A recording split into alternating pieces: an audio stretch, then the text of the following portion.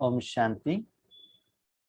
आज का वरदान सद्गुरु के वरदान अपने साथी बच्चों के प्रति।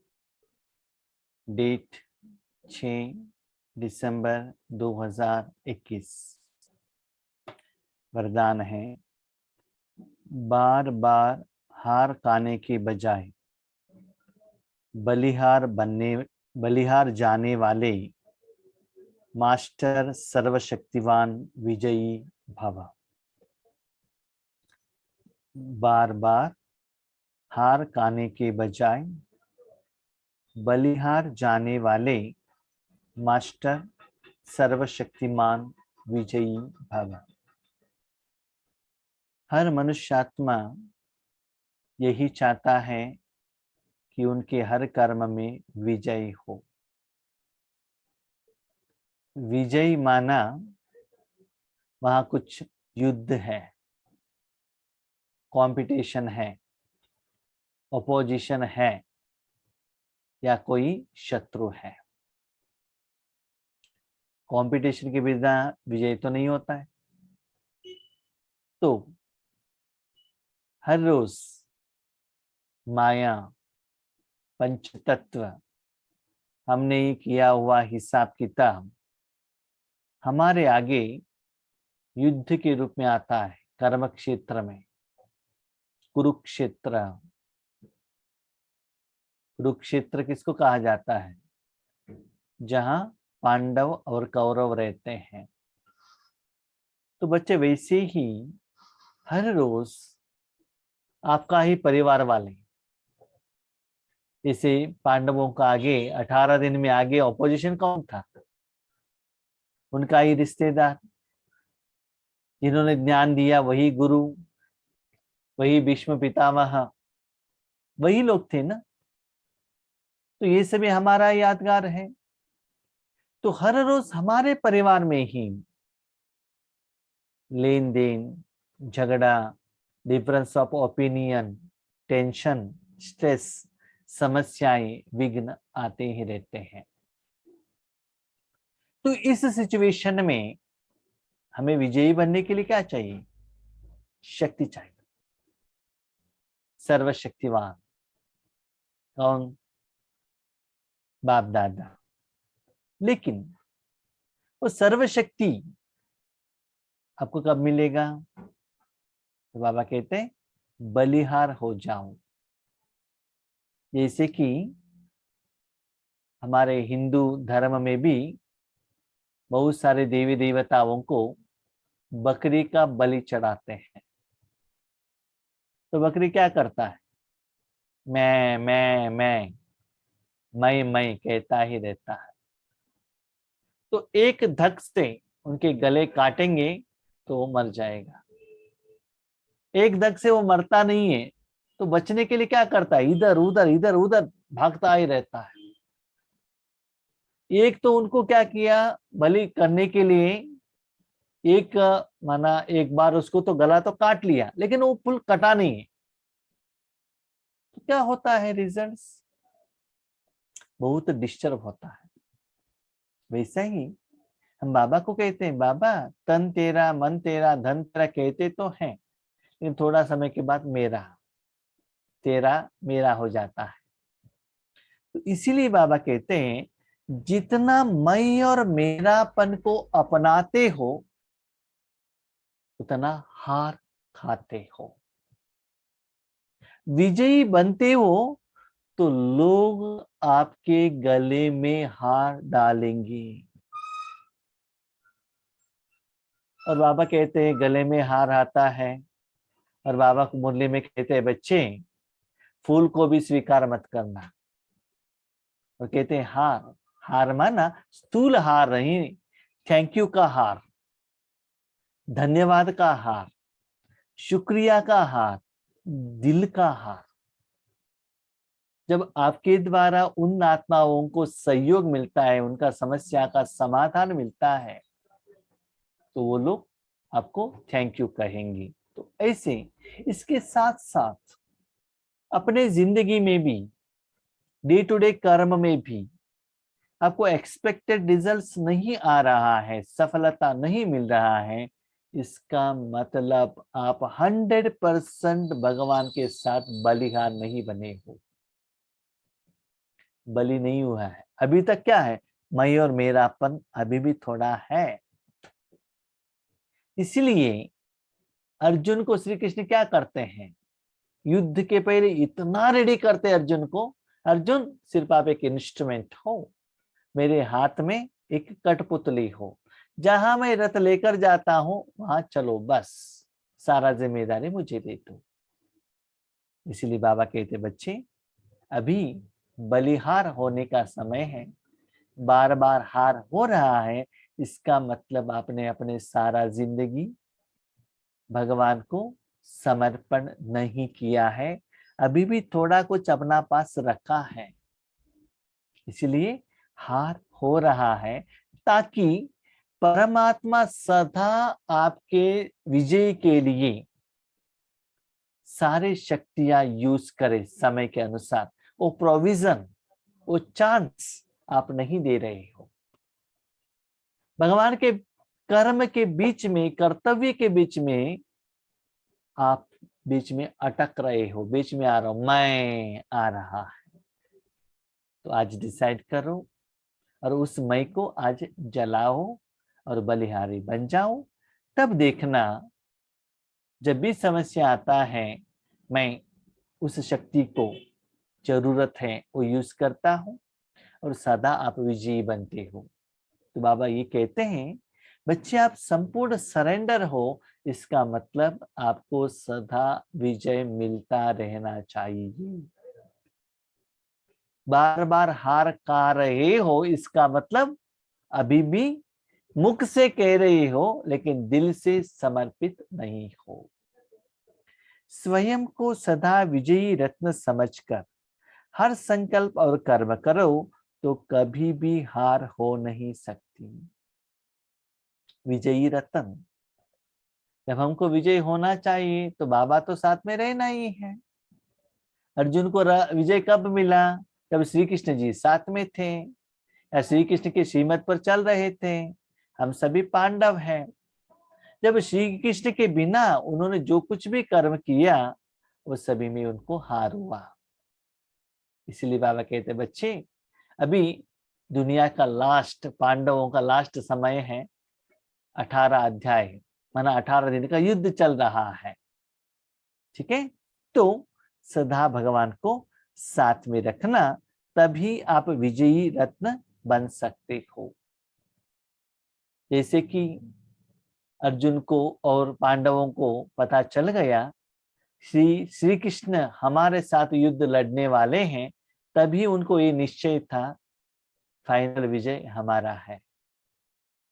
और भाई बहनों, आपको तो मालूम है कितना बार भगवान ने आपको सहयोग दिया है वर्तमान जिंदगी में, आपकी ख्वाहिश बाबा ने इच्छा को पूर्ण किया है।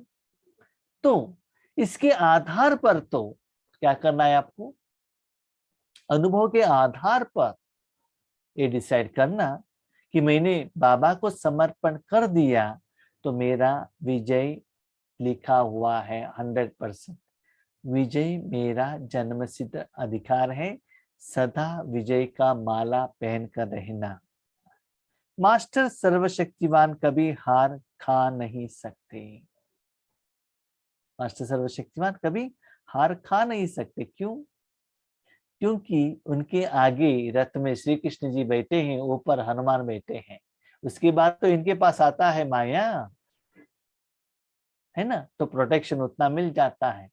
याद रखिएगा, जब तक आप सर्वशक्तिमान को साथ में नहीं रखेंगे तब तक आप मास्टर सर्वशक्तिमान नहीं बन सकते हैं। लिख कर रखिएगा, सर्वशक्तिमान आपके पीछे नहीं, आगे रहना चाहिए। ठीक है, महाभारत में श्री कृष्ण रथ के पीछे बैठकर भी अर्जुन को सजेशन दे सकते थे, लेकिन सारथी क्यों बने, आगे क्यों खड़े थे, आगे क्यों बैठे थे। तो ऐसे ही अपने जिंदगी में भी बाप दादा को आगे रखिएगा। यदि बार बार हार होती है तो धर्मराज की मार खानी पड़ेगी इस जिंदगी में।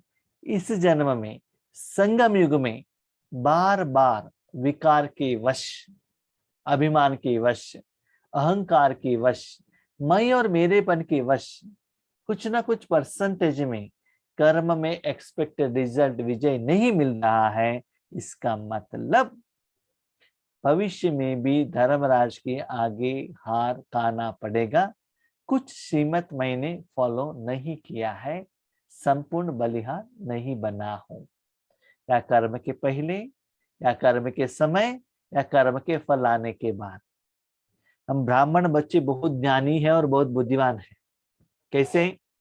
कर्म के पहले बाबा कहते हैं, कर्म के समय पर भी बाबा कहते हैं, फल आने के बाद मैं कहते हैं। तो क्या हो गया? उनको 100% बलिहारी कहते हैं क्या? है ना? तो चेक कीजिएगा कहाँ मैं और मेरापन आ रहा है। तो वहां जिस कर्म में बलिहार नहीं होते हैं उसमें आपको विजय नहीं मिलता है। तो न केवल वर्तमान में, भविष्य में भी आपको धर्मराय के आगे सिर झुकाना पड़ेगा, हार खाना पड़ेगा। हार खाने वालों को भविष्य में हार बनाने पड़ेंगे। द्वापर से अनेक मूर्तियों को हार पहनाने पड़ेंगे। अभी हार खाते हो तो दूसरों को हार पहनाना पड़ेगा, फूल बनाना पड़ेगा, हार को खुद बनाना पड़ेगा, माना? सभी लोगों से सहयोग लेना पड़ेगा और थैंक यू कहना पड़ेगा, उनको सम्मान करना पड़ेगा। अभी सम्मान करने वाले नहीं बनो, सम्मान लेने वाले बनो। इसलिए दाता बनो, अभी से दाता बनो। हार आपको पहनना है, पहनाना नहीं। स्थूल का नहीं कह रहा है बाबा, सूक्ष्म का कह रहा है, ताकि आपके पास लोग आए, भाई बहन हमें सहयोग दो। ऐसे नहीं आप उनके पास जाओ कि मुझे सहयोग दो, ये हेल्प करो, ऐसे करो, ये नहीं। और सर्वशक्तिमान के बच्चे और किसी के पास चले जाएं और मांगे, अच्छा लगता है क्या?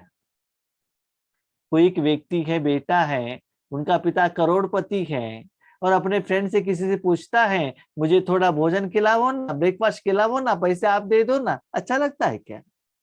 नहीं है ना? करोड़पति का बच्चा है तो इनके पास इतना पैसा रहना चाहिए, उनका फ्रेंड्स रिश्तेदार आना चाहिए, इनके साथ रहेंगे तो हमारा पेट सदा भरा हुआ रहेगा, किसी का भी कम नहीं होता है। तो ऐसा रूहानी कमाई साथ में रखना, सदा दातापन में रहना। ठीक है?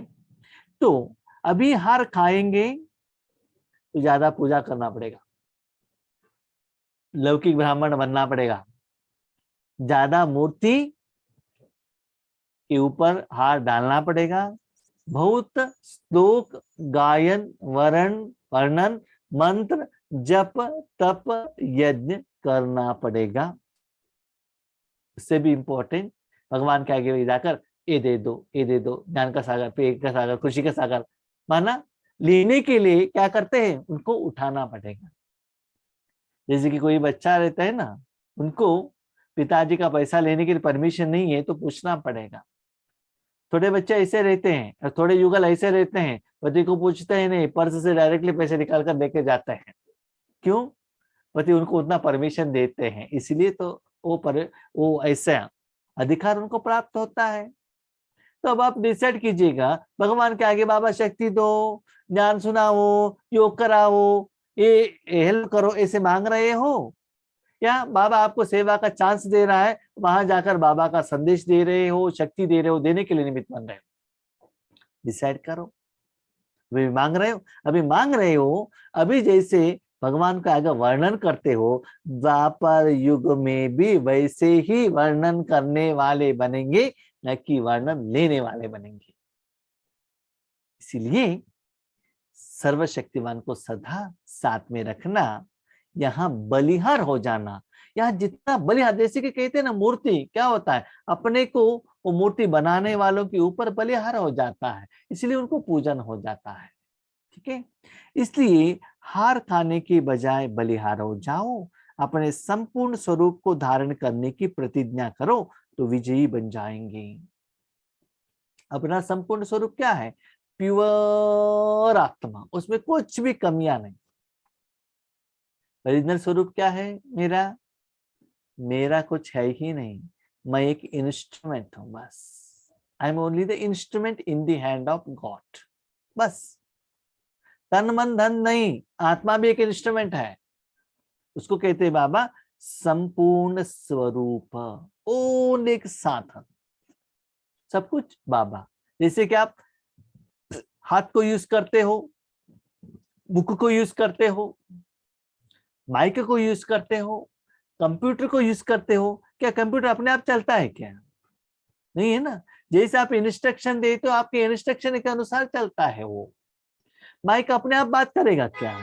नहीं है ना। आप जो बात करते हैं वही तो वहां रिफ्लेक्शन देता है। मोबाइल अपने आप बात करता है क्या? आप जो बात करते हैं वही तो उन लोगों को सुनाई देता है। तो वैसी ही आत्मा भी अभी साधन बने। तन मन धन बाबा को नहीं, आत्मा भी बाबा को है, और मन बुद्धि बाबा के साथ कनेक्टेड है। आत्मा द्वारा बाबा जो कर्म करना है वो कर रहा है। तब इस संपूर्ण स्वरूप माना सब कुछ भगवान के आगे समर्पण।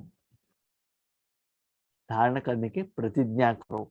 सिर्फ प्रतिज्ञा नहीं, साकार में भी लेकर आना है। तब क्या होगा? विजयी बन जाएंगी। विजय में अभी परसेंटेज है, इसका मतलब संपूर्ण बलिहार नहीं बने हो। बार बार हाथ उठा रहे हो, हाँ बाबा ये गलती मेरे से आगे नहीं होगा। बाबा कहते हैं ना, हाथ उठाने में तो बहुत होशियार हो, लेकिन प्रैक्टिकल धारणा करने में। स्लोगन भी क्वेश्चन, प्रतिज्ञा तो किया, बलिहार तो बनना है, कब बनेंगे?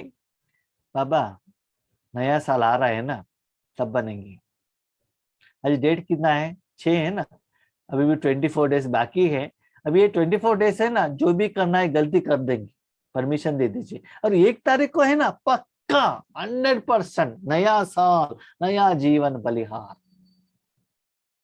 नया साल में बाबा आकर पूछते हैं, बच्चे क्या है हालत? बाबा क्या है बच्चे? 18 जनवरी ब्रह्मा बाबा का संपूर्ण होने का दिन, उस दिन हम बलिहार हो जाएंगे। बाबा खुश होता है, यस राइट। 18 जनवरी आ गया। बाबा पूछते, बच्चे क्या समाचार है? बाबा शिवरात्रि आने वाला है ना, आपका बर्थडे है ना, उस दिन हम क्या हो जाएंगे? क्या बनेंगे? बलिहार हो जाएंगे। तो बाबा को डेट दे रहे हो क्या? तो बाबा कहते, बच्चे कब बलिहार होंगे? स्लोगन, कब शब्द कमजोरी सिद्ध करता है, इसलिए कब करेंगे नहीं, अब करना है। हमने क्या कहा? कल अमृत वेले नहीं, 1 सेकंड के नहीं बात नहीं, अभी अभी मैं बलिहार हो चुका हूं। आपने कहा, मैंने कर दिया बस। जब शिव बाबा के तन, ब्रह्मा बाबा के तन में शिव बाबा आए थे, तो ब्रह्मा बाबा ने सोचा क्या, कब मैं समर्पण हो जाऊं? नहीं है ना। तो समर्पण कब होना है? नहीं नहीं बाबा, क्या है, मेरे बच्चे हैं ना, उनको एजुकेशन होने दीजिए, उनके पांव पर खड़े होने दीजिए, उनको जॉब मिलने दीजिए, उसके बाद हम समर्पण होंगे। तो बाबा कहते हैं, बच्चे उनको भी मेरे हवाले कर दो ना, मैं देख लूंगा उनको, आप क्यों टेंशन में लेते हो? वो मेरा काम है। आप मेरे ऊपर समर्पण हो गए तो उनका भी देखभाल करना मेरा ही जिम्मेदार है, और आपका नहीं है। तो उसको मेरे समझ लेते हो ना, इसीलिए आपका बलिहार का दिन पोस्टपोन हो रहा है। रीजन दे रहे हो, ये काम है, वो काम है, ये है, वैसा है, सारा सब कुछ बाबा को दे दिया तो आपका क्या रहा? बाबा कहते हैं ना, घर आपका है, यज्ञ आपका है, यज्ञ से मैं कह रहा हूँ, खा रहा हूँ, सब कुछ हाँ हाँ हाँ हाँ, सिर तो हिलाते हैं।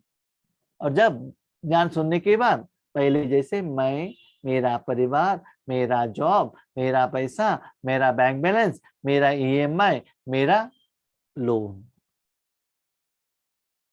बाबा कहता है, बच्चे सारे दुनिया का लोन मैं ले रहा हूं। क्या 5000 साल का लोन आप क्लियर कर सकते हो क्या? कर सकते हो? कर सकते हो क्या? 5000 साल से एक पैसा कमाया नहीं है, और अभी लोन क्लियर करने के लिए जा गए हो? कमाने के लिए मैं ही चाहिए, विकार विनाश करने के लिए मैं ही चाहिए, सुख के लिए मैं ही चाहिए, बाबा ही तो चाहिए ना। तो आपसे होने वाला नहीं है बच्चे, समझ लो, बलिहार हो जाओ और ईश्वरी सेवा में लग जाओ। तब देखना मैं आपको कितना विजयी बना देता हूं। ठीक है, इसीलिए बाबा कहते हैं कब सरेंडर होंगे? सरेंडर माना सर तेरा अंडर, माना सिर काट के भगवान के आगे मत रखना, बाबा ने कहा है करके, माना मन से समर्पण हो जाना। कभी कभी ज्ञान को क्या करते हैं ना, वो तो उल्टा समझ लेते हैं। एक बार गंगा नदी के तट पर कुंभ का मेला चला था, तो एक बहन वहां जाकर बार बार वहां ज्ञान ले रही थी। 15 दिन के बाद जो बहन थी ना, उनका सांस गुस्से से आ गई, वहां का निमित्त टीचर से आकर झगड़ा करने लगी। क्या हुआ है, क्यों झगड़ा कर रहे हो? अब क्या ज्ञान सुनाते हैं? 15 दिन से मेरा क्या है, कुछ क्या कहते, बहू घर में कुछ काम ही नहीं कर रही है। काम नहीं कर रहे, क्यों? आपने कहा कि काम नहीं करना है। हमने कहा है काम नहीं करना है, हाँ। बहू को पूछा, आपने कहा था ना दीदी उस दिन भाषण में काम नहीं करना है। बहन जी कहते हमने ये नहीं कहा कि काम नहीं करना है, काम विकार को छोड़ने के लिए कहा है, काम नहीं करने के लिए कहा है। ऐसे ही सिर तेरा अंदर माना शरीर का सिर उठा के रखना मत, उसके पहले लिखकर मत रखना, इस दिन योगेश भाई द्वारा ऐसा वरदान में कहा था, इसलिए मेरा सिर लेने के लिए योगेश भाई जिम्मेदार है।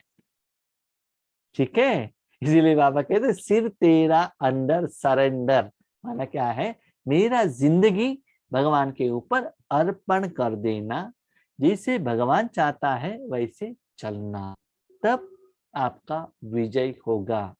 फाइनल, थोड़ा सा भी मैं और मेरापन नहीं आना चाहिए, तभी आपका हर कर्म में विजय मिल सकता है। ठीक है, अच्छा, ओम शांति।